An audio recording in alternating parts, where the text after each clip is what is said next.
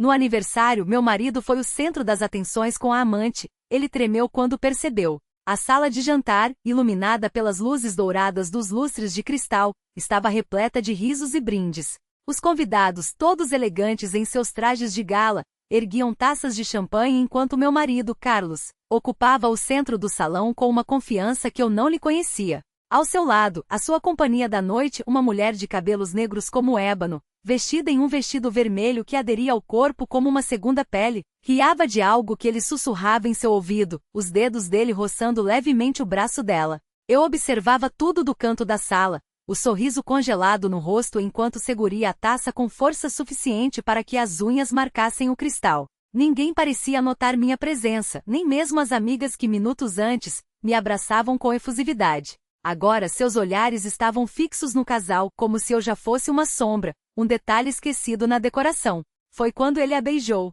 Não foi um beijo roubado, tímido daqueles que se justificam com o álcool ou a euforia da festa. Foi um beijo longo, possessivo, dado com a certeza de quem não teme testemunhas. E então, como se acordasse de um sonho, Carlos se afastou dela com um sobressalto, os olhos arregalados ao encontrarem os meus. Ele tremia. Não era o tremor de um homem apanhado em flagrante, mas algo mais profundo, como se o chão tivesse se aberto sob seus pés.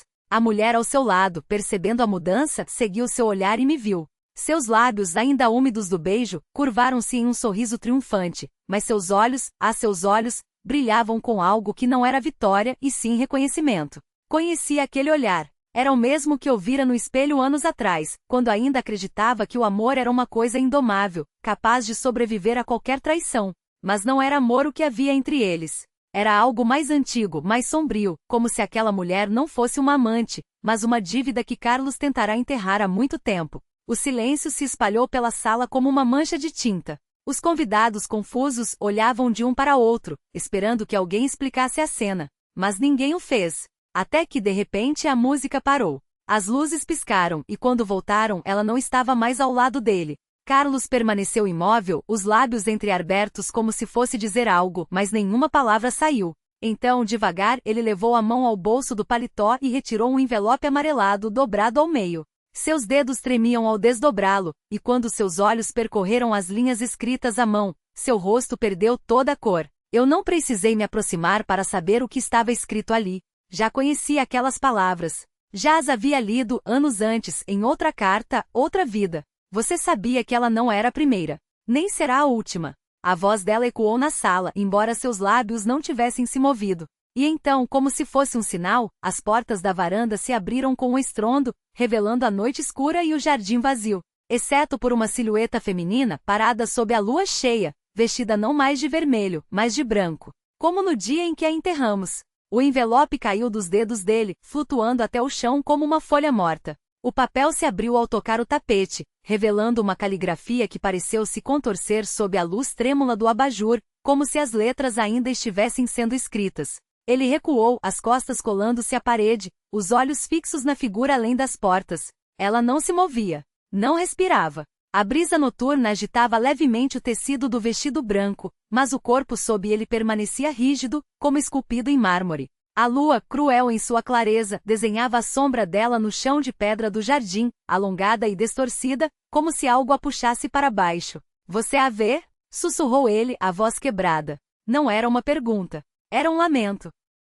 Eu não respondi. Não era necessário. Ambos sabíamos que ela não estava ali para ele. O ar ficou mais denso, carregado com o cheiro de terra úmida e algo mais, um perfume antigo, quase podre, como pétalas de rosa esquecidas em um caixão. A silhueta ergueu lentamente um braço, e por um instante, pensei que fosse apontar para nós. Mas seus dedos pálidos, quase translúcidos, se fecharam em torno de algo que pendia de seu pescoço. Uma corrente de prata finíssima com um medalhão que refletiu a luz da lua como um olho aberto. O medalhão se abriu sozinho.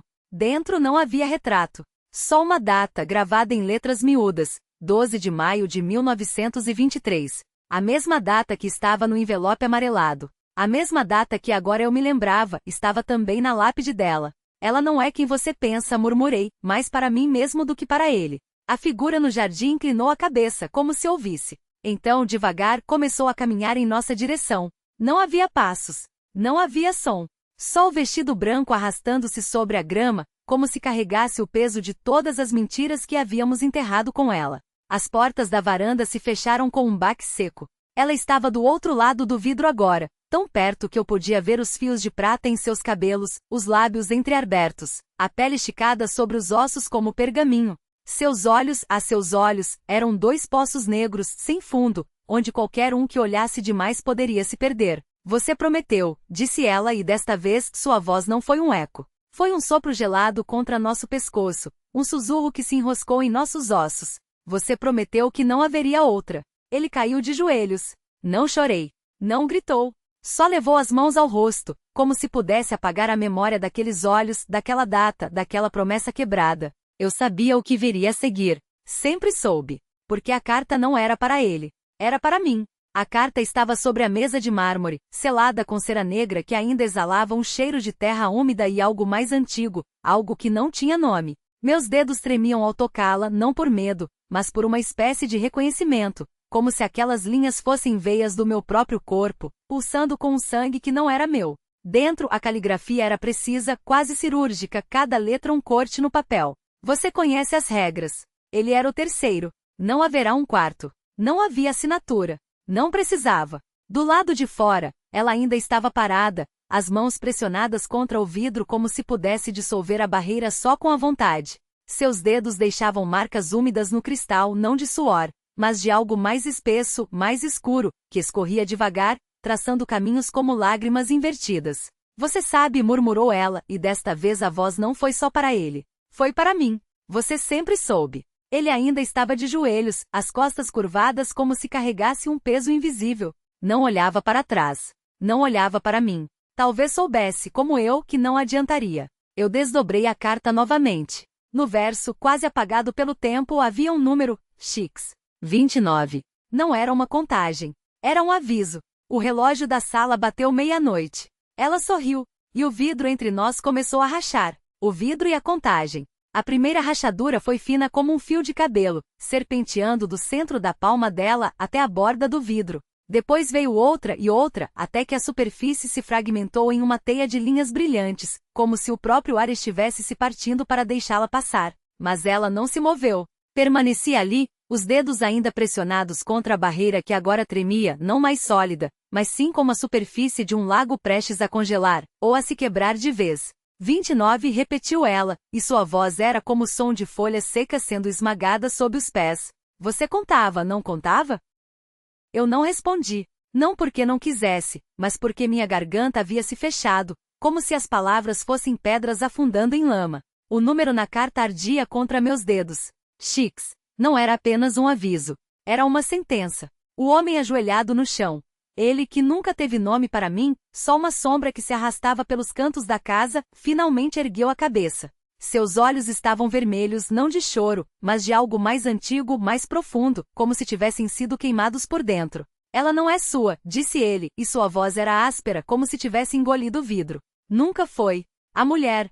Ela que também não tinha nome, ou talvez tivesse muitos, riu. Não era um som alegre. Era o rangido de uma porta se abrindo depois de décadas trancada, o gemido de madeiras podres cedendo ao peso do tempo. Você mentiu para si mesmo por tanto tempo que já não sabe mais o que é verdade, disse ela, e desta vez suas palavras não eram só para ele. Eram para mim, para o relógio, para as paredes que começavam a suar um líquido escuro, como se a casa estivesse sangrando. Mas ele sabe. Você sempre soube. Eu olhei para a carta novamente. Não era papel. Não mais. Era pele. Fina, translúcida com veias azuis serpenteando sob a superfície. E o número X pulsava como uma cicatriz fresca. O que é 29? Perguntei, embora soubesse que não deveria. Algumas perguntas são portas. Outras são armadilhas. Ela sorriu, e seus dentes não eram brancos. Eram cinza, como os de um cadáver que passou muito tempo debaixo da terra. São os anos que ele roubou de mim. Sua mão se afastou do vidro, e onde seus dedos haviam estado, ficaram marcas negras como queimaduras. São as vezes que você sonhou comigo e acordou gritando. São as páginas que faltam no livro que você escondeu debaixo da cama. Meu coração parou, porque eu tinha um livro debaixo da cama. Um caderno de capa preta com as páginas rasgadas no meio, como se alguém, ou algo, tivesse arrancado um pedaço dele com raiva. E eu nunca soube por quê. O homem no chão se levantou devagar, como se seus ossos estivessem se desmanchando. Quando se virou para nós, seu rosto não era mais o dele. Era uma máscara de cera derretendo, revelando algo por baixo que não era humano. Não era nada que deveria existir. Você não entende, disse ele, e sua voz agora era um coro de vozes, algumas chorando, outras rindo, outras apenas sussurrando números. 1, 2, 3, ela não é uma mulher, é uma dívida. E dívidas têm que ser pagas. A casa estremeceu. As rachaduras no vidro se alastraram pelas paredes, pelo teto, pelo chão, como se o mundo inteiro estivesse se partindo ao meio. E então, finalmente, o vidro se quebrou. Não foi um estalo. Foi um suspiro. Ela deu um passo à frente, e onde seus pés tocavam o chão, as tábuas apodreciam, virando pó. O ar cheirava a terra molhada e a algo doce e podre, como frutas esquecidas em um caixão. 29, repetiu ela, estendendo a mão para mim. Sua pele era fria, mas não como gelo. Era frio de ausência, como se ela não tivesse sangue, nem calor, nem nada que a ligasse ao mundo dos vivos. Agora é a sua vez de contar. Eu recuei, mas não havia para onde ir. As paredes estavam se fechando, o teto desabando devagar, como se a casa estivesse se dobrando sobre si mesma, tentando nos engolir. O homem, ou o que restava dele, começou a rir, um som úmido e engasgado, como se estivesse se afogando em suas próprias entranhas. Você acha que pode fugir? Perguntou ele, e sua boca se abriu demais, como se suas mandíbulas tivessem se deslocado. Você acha que qualquer um de nós pode? E então eu entendi. Não era uma casa. Era uma gaiola. Não era uma mulher. Era uma sentença. E o número X não era uma contagem. Era um relógio. Um relógio que havia acabado de bater meia-noite. Ela se aproximou, e seu hálito era o cheiro de velas apagadas. Suas unhas, longas, afiadas, pretas como tinta, roçaram meu pulso, e onde me tocou, minha pele começou a escurecer, como se algo dentro de mim estivesse morrendo. Sussurrou ela. E então começou. A contagem. A contagem. O ar ficou espesso, como se o próprio tempo tivesse se solidificado ao redor de nós. Cada respiração queimava, como se meus pulmões estivessem cheios de cinzas. A mulher. Ela não tinha mais um rosto, não da maneira que eu entendia. Sua pele se movia, como se algo por baixo estivesse tentando escapar, e seus olhos, antes negros como poços, agora brilhavam com uma luz doentia, como brasas em uma fogueira moribunda. 2. Sua voz era um coro de sussurros, como se outras bocas repetissem a palavra dentro da minha cabeça. Eu tentei recuar, mas minhas pernas não obedeceram. O chão, que antes era madeira apodrecida, agora parecia carne viva, pulsando sob meus pés. As paredes da casa da gaiola se fecharam um pouco mais, como se estivessem respirando. O homem no canto ou o que restava dele continuava rindo, seu corpo se contorcendo em espasmos grotescos. Sua pele se abriu em fendas e de dentro delas, algo preto e viscoso gotejava, formando poças que borbulhavam no chão. 3. Ela disse, e desta vez sua mão se fechou em torno do meu punho. Onde seus dedos me tocavam, a escuridão se espalhava como tinta na água. Não doía. Era pior que dor. Era como se partes de mim estivessem sendo apagadas, substituídas por algo que não era eu. Minha visão piscou, e por um segundo vi não a sala, mas um corredor infinito de portas, cada uma com um número gravado em sangue seco. Algumas estavam entreabertas, e dentro delas, silhuetas se moviam em lopes eternos de agonia. 4. A voz dela agora vinha de todos os lados. Eu me lembrei do relógio. X, 29. Não era um número qualquer. Era uma contagem regressiva. E eu era o próximo. O que você é? Consegui perguntar, minha voz um fio de som. Ela inclinou a cabeça e por um instante, seu rosto se reorganizou em algo quase humano, uma mulher jovem pálida, com olhos cheios de lágrimas secas. Eu sou o que sobra quando o tempo acaba, e respondeu. Eu sou a última página do livro, o último suspiro antes do silêncio. Eu sou a contagem. E então eu entendi. Não era uma maldição. Não era um castigo. Era uma lei. Tudo tinha um fim.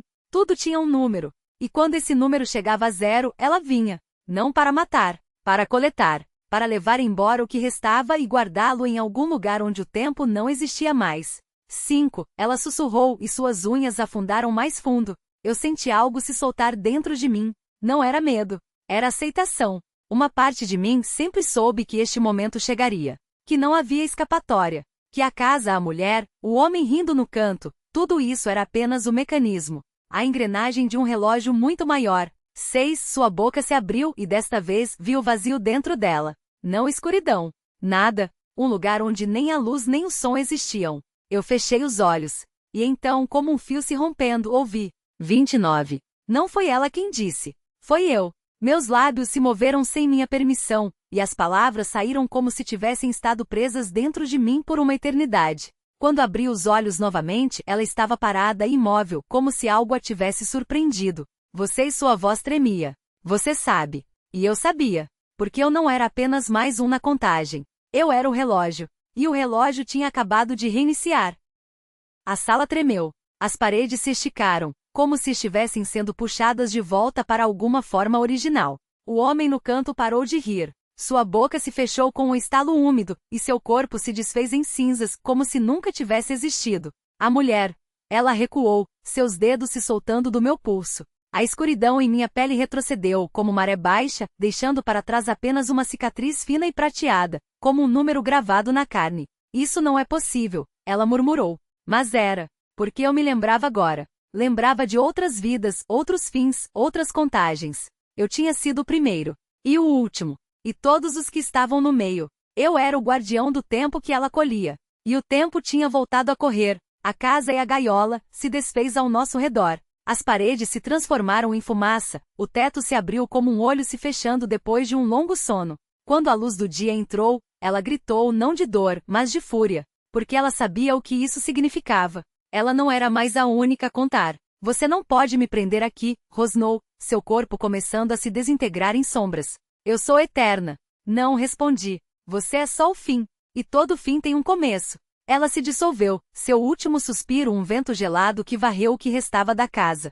Quando tudo terminou, eu estava em pé no meio de um campo vazio, onde antes havia apenas podridão. O sol brilhava, mas não aquecia. O vento soprava, mas não movia nada. E no meu pulso a cicatriz prateada pulsou uma vez como um coração. E a contagem havia começado de novo. O silêncio depois do fim. O campo vazio não era apenas terra arrasada. Era uma ferida aberta no mundo, um lugar onde as leis da natureza hesitavam antes de se recompor. A grama não crescia ali, mas algo tentava, finos fios verdes brotavam entre as rachaduras do solo, apenas para murchar segundos depois, como se o ar ainda guardasse o veneno dela. Eu me ajoelhei e toquei a terra. Fria? Não como inverno, mas como metal abandonado no fundo de um oceano. A cicatriz no meu pulso latejava não com dor, mas com fome. Não era minha. Era dela. Ou do que restara dela. Você a matou. A voz veio de trás, rouca como folhas secas esmagadas. Virei-me devagar. Era o velho dos olhos brancos, o último dos guardiões daqueles lugares esquecidos. Ele se apoiava em um cajado de osso, não de animal, mas de algo que nunca tivera nome. Sua pele era fina como pergaminho, esticada sobre ossos que pareciam ter sido esculpidos por mãos impacientes. Não respondi. Eu só a fiz lembrar do que ela era. Ele riu, um som que mais parecia um rangido de porta enferrujada. E o que ela era, menino? O medo de acabar. Levantei-me, sacudindo a terra das mãos. Ela se alimentava disso. Das pessoas que achavam que o fim era tudo que restava. O velho assentiu, como se já soubesse. Talvez soubesse. Talvez tivesse visto isso acontecer antes. E agora? Perguntou. O que você faz com o começo? Olhei para o horizonte. Lá, onde o céu encontrava a terra, uma linha tênue de fumaça subia. Não era fogo. Era poeira. Poeira de passos. Eles estão vindo, falei. Sempre vem. Ele cuspiu no chão, e onde a saliva tocou a terra, uma pequena flor negra desabrochou, apenas para se desintegrar em cinzas. Pessoas bestas, deuses quebrados. Todos querem preencher o vazio. Todos querem ser os primeiros a pisar onde algo morreu. Não é isso. Apertei o pulso, sentindo a cicatriz queimar. Eles estão chamando. O velho franziu os olhos brancos, como se tentasse enxergar através de mim. Quem? Os que ela engoliu. Minha voz soou mais firme do que eu me sentia. As vozes que ela silenciou. Eles estão presos no que sobrou dela. E agora que ela se foi, fechei os punhos. Eles querem sair. O vento mudou. Não vinha de lugar algum, mas de baixo, como se a terra estivesse respirando. O velho recuou um passo, seu cajado tremendo. Isso não é bom, murmurou. Nada que sai de um fim assim sai inteiro. Eu sei. Ele me olhou por um longo momento, depois sacudiu a cabeça, como se desistisse de me entender. Você tem uma escolha, menino. Pode correr, pode tentar selar o que resta, ou pode ficar e ver o que nasce. Virou as costas, arrastando os pés na direção do nada. Eu já vi nascerem coisas piores do que ela. Coisas com dentes. Não respondi. Ele não esperava a resposta. Quando o velho desapareceu além da curva do mundo, virei-me para a fumaça no horizonte. Ela estava mais perto. E agora eu podia ouvir. Não eram passos. Era um coro. Segunda, o coro dos esquecidos. Eles emergiram do solo como afogados rompendo a superfície. Primeiros os dedos, depois as mãos, depois rostos pálidos e bocas abertas em gritos mudos. Não eram fantasmas. Não eram pessoas. Eram ecos, o que restava daqueles que ela havia devorado, não para se alimentar, mas para se esconder dentro deles. Cada um carregava um pedaço dela, como uma doença. O primeiro a se arrastar até mim era uma criança, ou tinha sido uma vez. Seu corpo era translúcido, feito de névoa e ossos finos como vidro. Quando abriu a boca não saiu som, mas eu senti as palavras dentro da minha cabeça, como agulhas de gelo. Você nos prometeu. Eu não prometi nada, respondi, mas minha voz tremeu. Você a matou. Agora nós estamos aqui, e não temos para onde ir. Outros se juntaram a ele. Um homem sem rosto, apenas uma máscara de pele lisa. Uma mulher cujos olhos eram buracos que chupavam a luz. Um cachorro, ou que tinha sido um cachorro com 3 mandíbulas costuradas umas às outras. Você é o começo, disseram, todos ao mesmo tempo. Você nos deve um lugar. Asterisco. A cicatriz no meu pulso ardia. Não era apenas dela.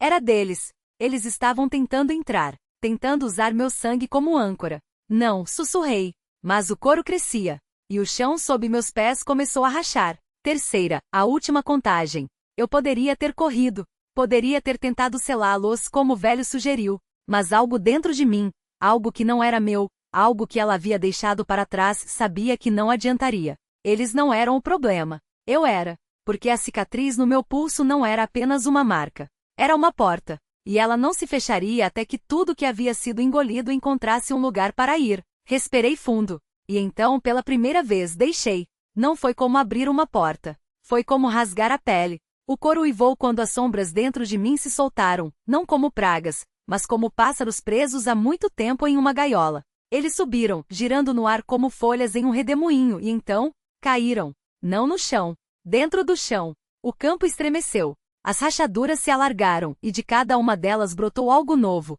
Árvores retorcidas com cascas de osso, flores que sangravam quando tocadas. Um rio estreito cujas águas corriam para cima, como se tentassem escapar de algo abaixo. E no centro de tudo onde eu estava, a terra se abriu como uma boca. Dentro dela não havia escuridão. Havia luz. Uma luz branca e cega, como a primeira manhã do mundo. E dela emergiu uma figura, não ela, não exatamente, mas algo feito dos seus restos. Uma criança de cabelos de fumaça e olhos que eram 2 poços sem fundo. Você me libertou, disse a criança, e sua voz era o eco de todas as vozes que ela havia roubado. Agora eu sou o começo.